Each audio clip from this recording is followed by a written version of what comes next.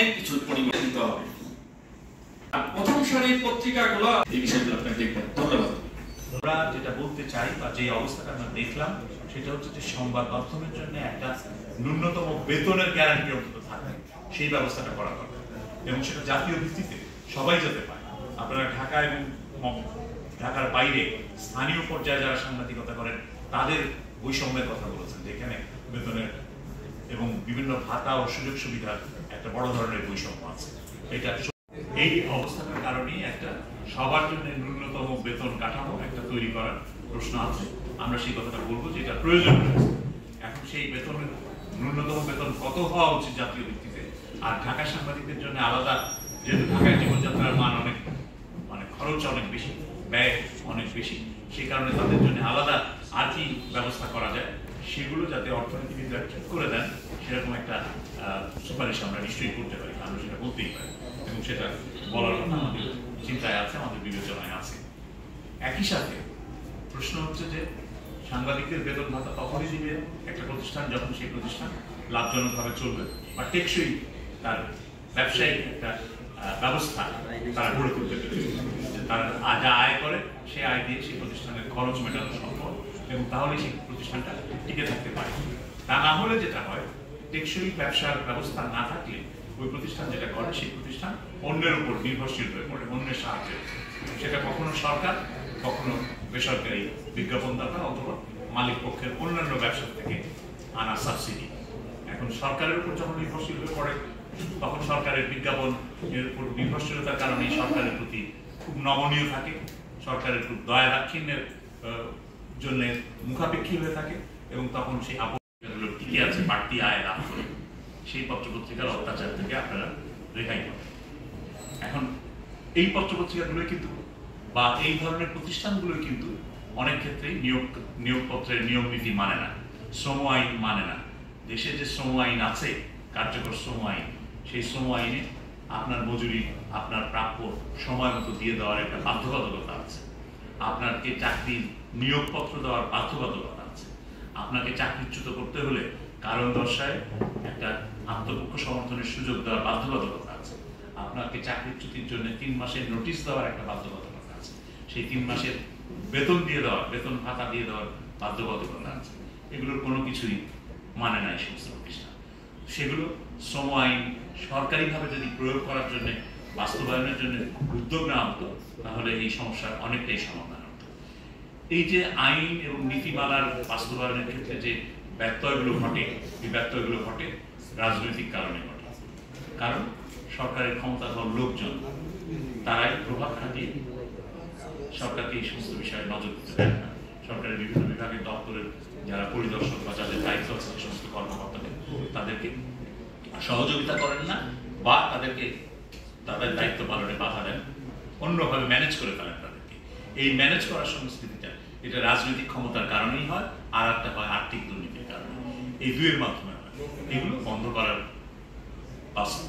গ্রেফতার করে অবশ্যই প্রশাসন আপনাকে গ্রেফতার করবে, কারণ আপনি ফৌজদারি অপরাধ করছেন এবং ফৌজদারি অপরাধের জন্যে দেশের যে আইন, সে আইনই সেখানে প্রযোজ্য হবে।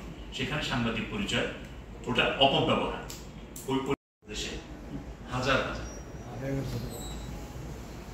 এই যে একটা বিশৃঙ্খলার পরিস্থিতি তৈরি হয়েছে, এই যে একটা এখানে কোনো সুষম প্রতিযোগিতার উপায় নেই। এখানে তারাই টিকে আছে যারা নানা ধরনের অনিয়ম করছে, নানাভাবে শক্তি খাটাচ্ছে, প্রভাব খাটাচ্ছে, সেই প্রভাবের মধ্য দিয়ে টিকে আছে।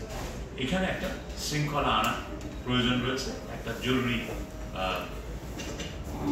এমন ধরনের সংস্কার প্রয়োজন যাতে একটা সুষম প্রতিযোগিতার পরিবেশ তৈরি হয় এবং সেই সুষম প্রতিযোগিতার পরিবেশ তৈরি না হলে এখানে আপনি শৃঙ্খলা ফেরাতে পারবেন না এবং সেই শৃঙ্খলা ফেরানোর বাস্তবতা তৈরি হবে।